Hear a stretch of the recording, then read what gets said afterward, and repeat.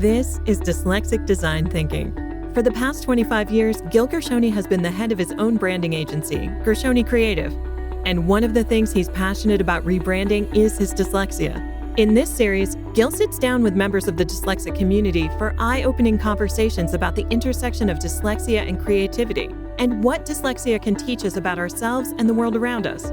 Today, Gil talks to Ruqsana Begum, a world champion kickboxer, boxer, and author. Enjoy.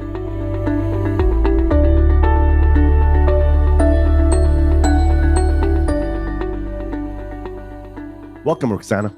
Thank you for having me. It's so lovely to have you today. I've been looking forward to speaking with you for a long time, and I'm glad we were able to find some time. When did you first know you wanted to become a kickboxer? When I first walked into the gym, and I remember being paired up with other females in the gym that were a lot bigger than me, a lot stronger than me, a lot older than me. And I was only a little girl at the time, 17, 18 at the time, and very petite. Never even wore a pair of gloves in my life.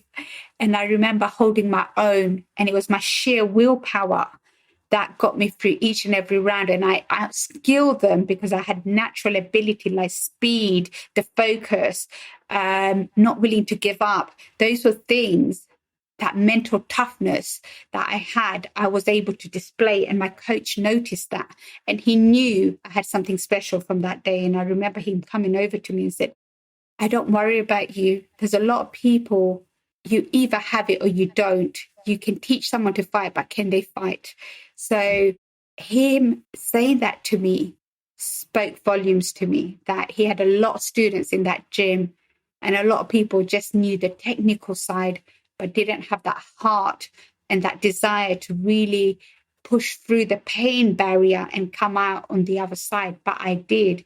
And I think knowing that, I knew I could accomplish anything. I knew I could become a world champion. Hence, I kept going and I dragged him along my journey because he wanted me to retire at many, many hurdles and said he's had enough bad decisions, facing racism. There's so many things that you encounter. And what I realized, good isn't good enough. You have to be exceptional. And that's what I kind of set out to do. Amazing.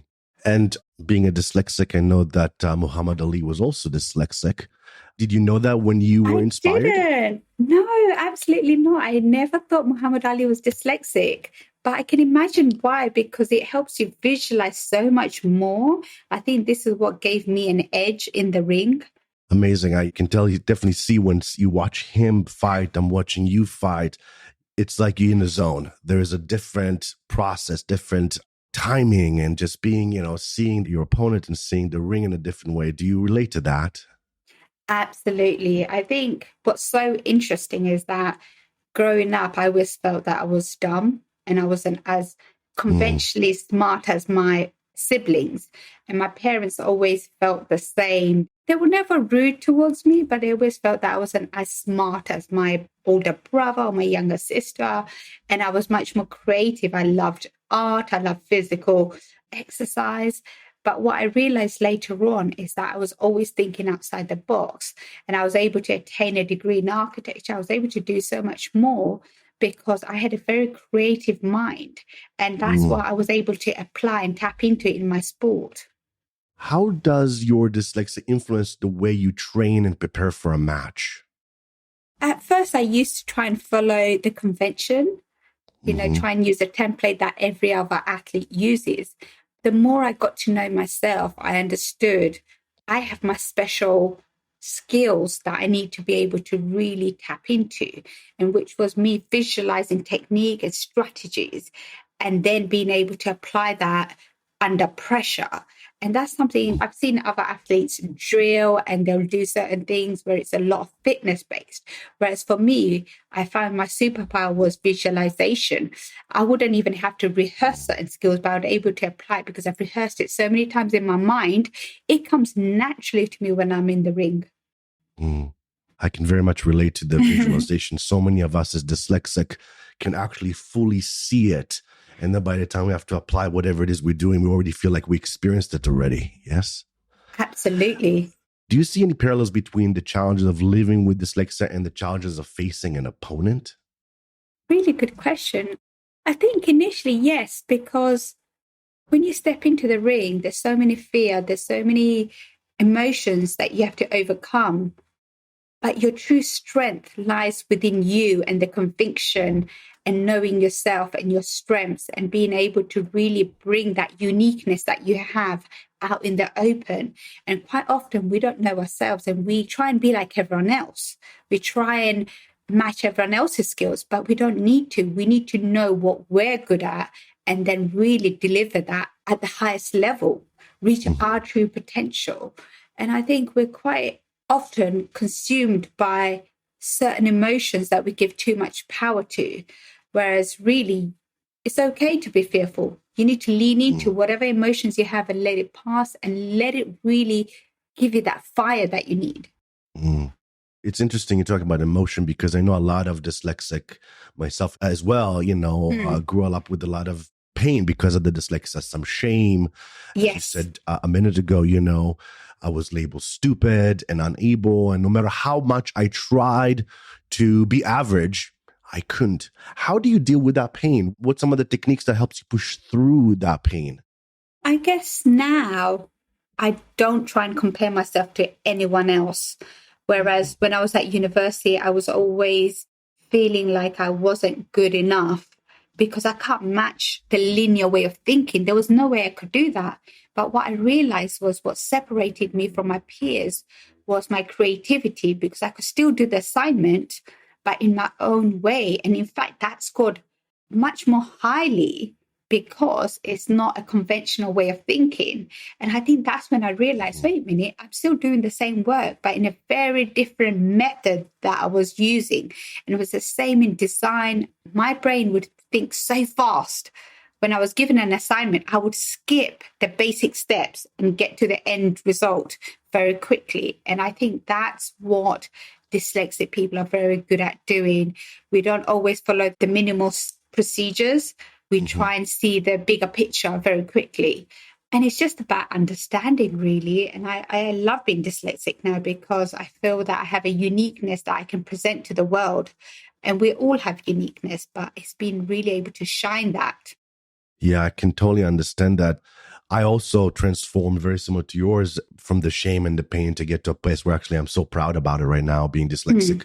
And I can also relate to the thinking very fast. Sometimes it feels that it's like it's in a blink of an eye, can sort of compress a lot of thoughts or a lot of perspective all at the same time. And I would imagine as an architect with your background and, as a designer, as a boxer, what a talent to be able to sort of be in the ring or be in a creative environment where you need to think very fast and see all of the opportunities all at once. Do you find that as part of your gift in the ring? Absolutely. I think once I'm in the zone and I let the fear pass and really become present in the moment, I've noticed that I can see the whole round in my mind, how it's going to elevate, how I'm going to defend myself, how I'm going to move. You can slow down time. You know exactly how you're going to feel. And it's something that I can see. I can anticipate everything that's going to happen. And that's when I perform my best. And the times that I'm too in my head and I'm in my emotions, I'm not always as good as I could be because I'm not present enough. I'm too blocked. So the moment I let my visualization take through, my spirit fight through me, I'm in a different realm. I feel that I'm floating. Who inspired you to become a fighter? I never ever thought I would become a fighter. I mean, I loved sports growing up. I guess I always thought I would have a normal 9-to-5 job. But what I realized was once I pursued architecture, that my strength as a Thai boxer at the time, what I noticed was I was naturally talented, yet I still had to work really hard and be really focused and disciplined in order to become a British champion. And that's what inspired me, because I realized wait a minute, talent isn't enough. It's no way enough. It's about dedication. It's about being consistent. It's about being focused. It's about self-belief. It's about rising above the obstacles that present itself. It's all of those skills that you have to cultivate in order to become a champion. And I think that's what really inspired me, to be able to challenge myself physically, emotionally, spiritually. These are things that haven't been tested in other aspects of my life. And the skills that I've been able to learn through boxing, the art of Muay Thai and boxing, I've been able to apply in all aspects of my life. What's some of the mantras that you live by? This view, one of the famous sayings by Rumi is, it's your road to walk and yours alone. Others can walk with you, but it's your road to walk alone. And I love that, because the moment you really want support and a friend or a parent with you, you realize even if they wanted to be there, they might be traveling somewhere, or they're unavailable, or they're not well. You really have to face your own demons in life. And you need to have faith and courage to be able to do that. So whatever realm you're going into, whether it's politics, education, media, you're going to face obstacles, but only you can cross that bridge. I love that. And a lot of things you were talking about, what makes a champion is things that for our audience, as you, no matter what age you are, as you're trying to understand your dyslexia, your gift, it's really that process of bringing your best self forward and working through some of those moments of pain and building the inner confidence to be able to take on those kind of challenges. Absolutely. I think, like you said, with dyslexia, there's so much shame and the fact that we're not good enough in certain subjects, and the conventional way of education, for example, and then being able to really tap into your superpower. That's a certain skill, because we all have doubts. We're so conditioned by society and what we're said and the affirmations around us. If your teacher keeps telling you that you're not good, or you should be in the B team, not the A team, you start believing them because you respect them. You value these people in your life. And it's very hard to be able to set aside other people's opinion and talk to yourself and have an inner dialogue and talk to your spirit and say, what do I think? And value yourself over other people's opinions. And it could be 100 years of society telling you that it can't be done. And I've been told this many, many times. And I have to take a step back, and I said, well, that's because it's never been done before. Well, that's because of fear. But what do I really believe? I believe I can do this. Yes, of course, I'm going to meet obstacles on the way. That's part of growth. That's what makes you expand and grow into your full version. Nothing comes easy. So it's being able to recognize that and having that inner dialogue with yourself and not letting other people's opinion drown out yours. In 2020, you published an award-winning memoir. How did you know it was time to share your story? How did that come about? So when I became a British champion in Muay Thai kickboxing, what I realized was I was the only Muslim, Asian, petite female from a minority background that had accomplished something like that, especially from my background. It was unheard of for Western women to go into a male-dominated gym, let alone from someone from my background. So I realized that I had a unique story. And what I needed to do is share that with the world, because I believe that you learn from other people's success, you learn from other people's mistakes. And I truly believe that it will inspire the next generation, especially from people of minority backgrounds, because I look at people and I feel inspired and I think, wow, it's so subconscious. On a subconscious level, I'll see something and I'll think, wow, she can do it. I can do it. Like yesterday, I was watching a female boxer who's similar to my age.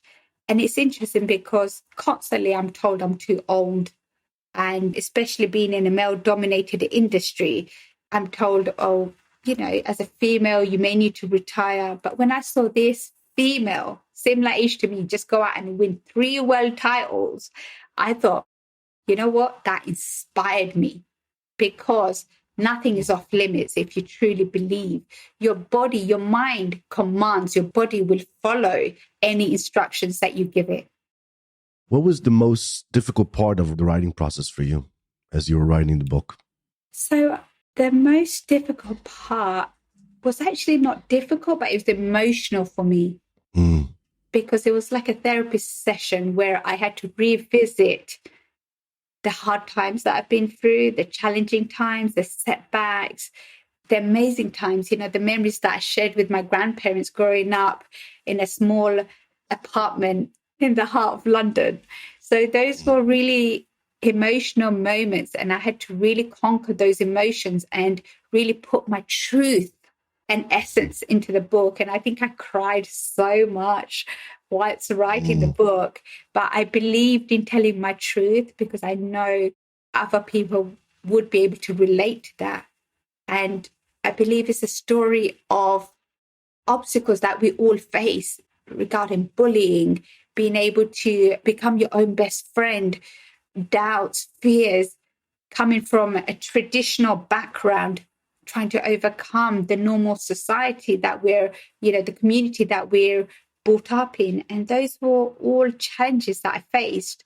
And I think it's so relatable on so many levels from people from all backgrounds, because we all face fear. We all face that conflicted views. And how do we overcome that? And I guess that's where I share my truth and how I managed to do that. Wow. Was writing the book healing for you as well? It sounds like it.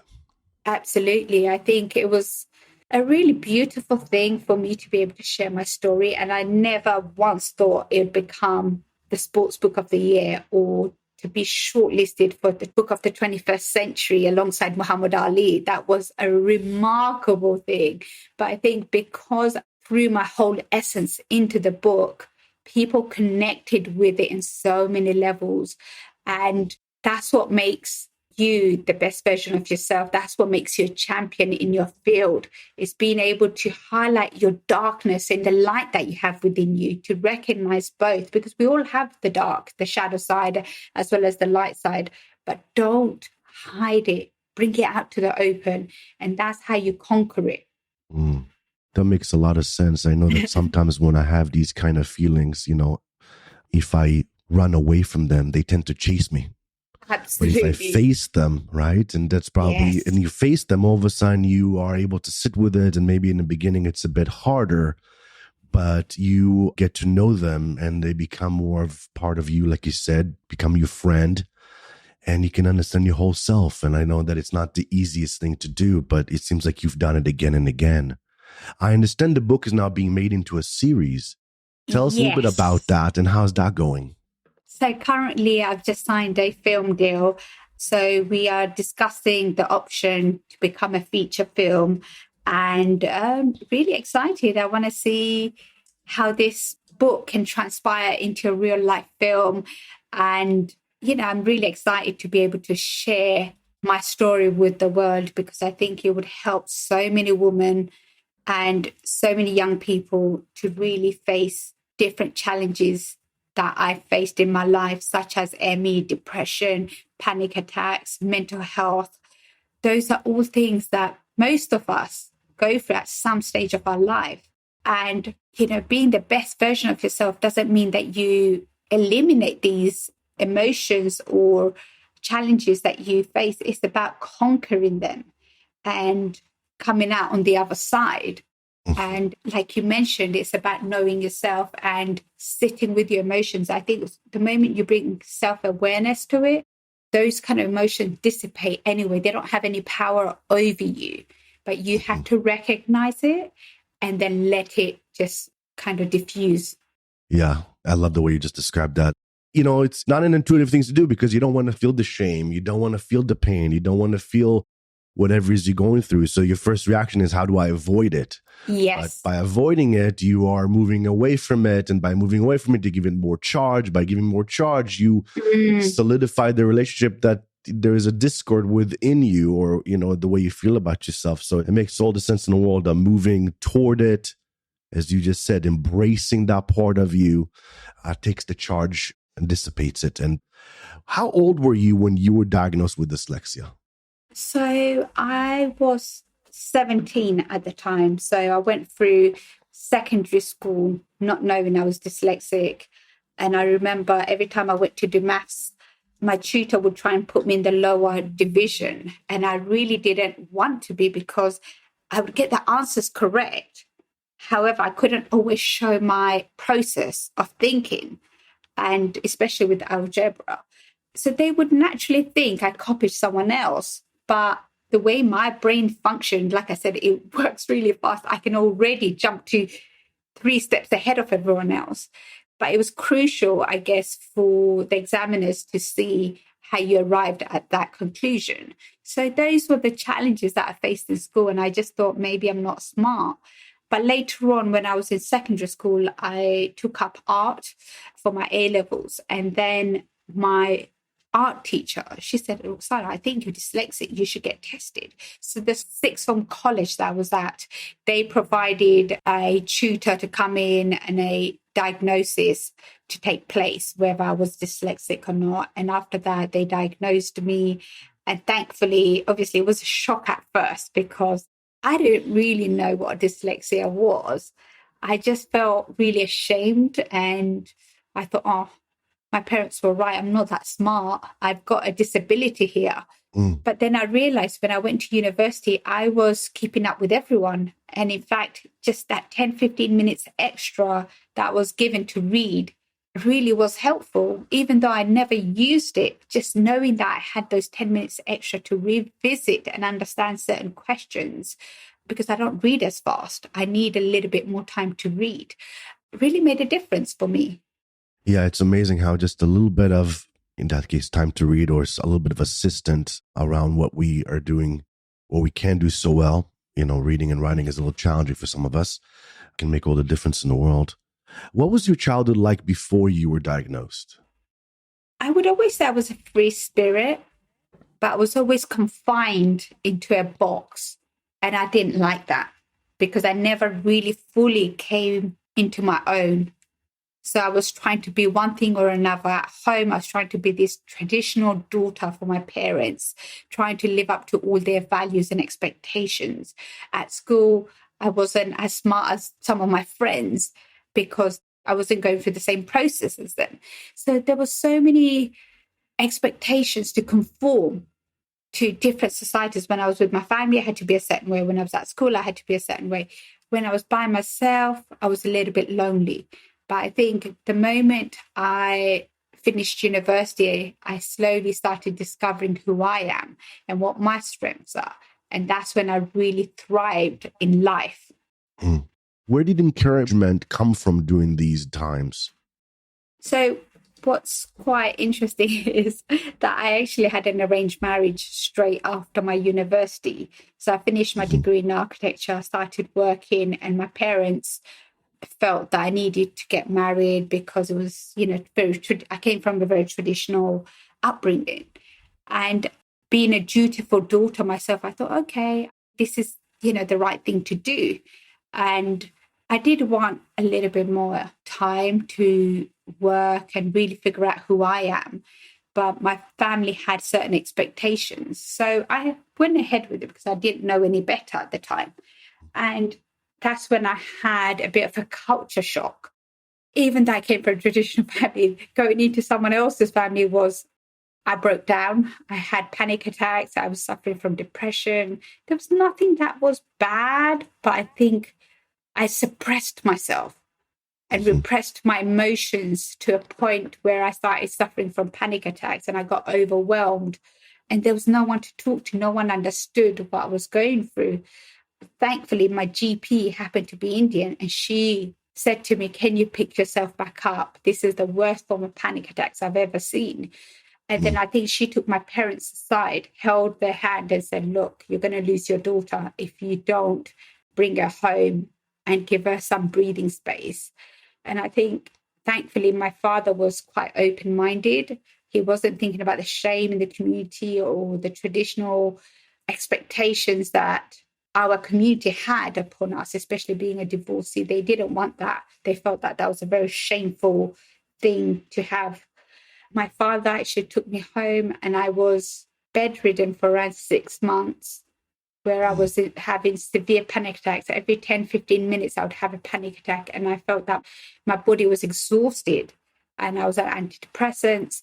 So it was an incredibly tough time for me. I think that was the lowest point in my life. I lost my health, my job, my marriage, and couldn't see a way out. But that was a blessing in disguise for me, because one day I woke up and I said to myself, this is not who I am. I can't be on drugs to get some sleep. I need to find who I am. And then the only thing I remember that I truly loved and was passionate about was my training, my boxing training. That was the only thing that felt familiar to me. So I took myself back to the gym to heal myself. And my parents actually took a step back at that point, because they realized it's a choice between having their daughter in their life or losing her. And I think this is why they allowed me to go to the gym. And it made a difference, the fact that my GP was Indian, and she understood exactly what I was going through and was able to communicate that with my parents. So it was one of the darkest times in my life, but one of the most blessed times, because it allowed me to suddenly become free. And my parents turned a blind eye to my training. They never said, yes, you can go to the gym. However, they never stopped me. And I saw that as the silent consent. Wow. Amazing. What a transformation. When did it click for you that dyslexia could be a positive rather than a negative? I think I always knew deep down that I had special attributes. I just needed to lean more into those attributes. I love being creative. I love colors. I love shapes. I love fashion. This is one of the things that when I went into architecture, my first ever boss, who was the director of the company, and he said to me, Ruqsana, a lot of people have money, but they don't have style. But you have style and elegance, and you understand shapes and colors and balance. And I think that was a gift. So I needed to then bring that out. And I guess I do that better physically now, because I'm able to rehearse certain things in my mind with the boxing. I can express myself fully. Whereas in architecture, there's still limitations in terms of, will the structure, support itself? So you need to do a lot of mathematics and physics. So I felt quite restricted. They were not my strengths, but the design was. I love the design aspect of it. What has been the reaction of fellow dyslexic to your journey? I guess I love talking to dyslexic people because they're on the same wavelength. When I communicate something, they understand me straight away, which is such a lovely thing. Whereas when I'm communicating with someone else, I feel as though I need to speak a little bit slower and educate them in my theory, which is not a bad thing, because I love learning, because they teach me something and I teach them. But I guess with someone who's also dyslexic, we kind of arrive at the same conclusion almost at the same time. So that's the beauty of it, is that we have this excited reaction, which is quite animated at the time. Yeah, I can definitely relate. Every time I meet another dyslexic person around the world, it's as if you find another lost sibling. Yes.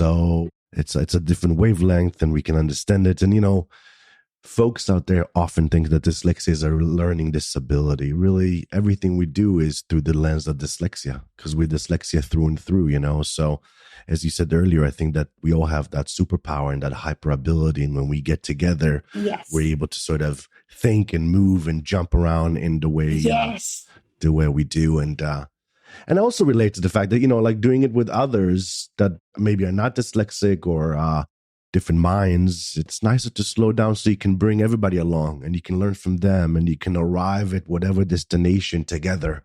It's a lot nicer to collaborate that way. What have you learned about yourself through your dyslexia and these experiences? Definitely to enhance my visualization skills. The more I visualize, and with color, with sound, with emotions behind it, the better I perform in life. And whether that's in the ring or outside the ring, It's a really beautiful gift to be able to really enhance those images in my mind. And that's what drives me, if I'm honest, because I see a goal in my head and I keep that image in my head alive. And that's what I work towards each and every day. Where can people go who wants to learn more about you and your up and coming projects? So they can definitely find me on Instagram, which is Ruqsana Begum _MT, or they can reach me through Facebook, Twitter. I've also published my autobiography, which is also on Amazon at the moment, or Waterstone Bookshop.